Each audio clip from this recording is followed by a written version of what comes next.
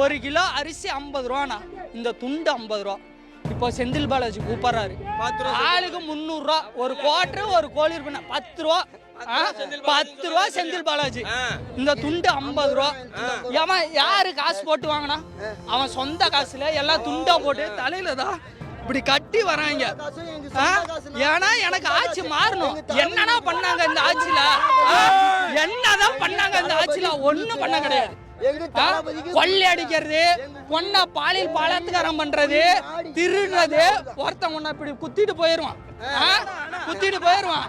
நீ உனக்கு ஒரு 50 லட்சம் பணம் கொடுத்தனா வச்சுக்கோவே, உன்னை விட்டுருவான். அவன் உன்னை விட்டுருவான், போலீஸ்காரன் உன்னை விட்டுருவான்.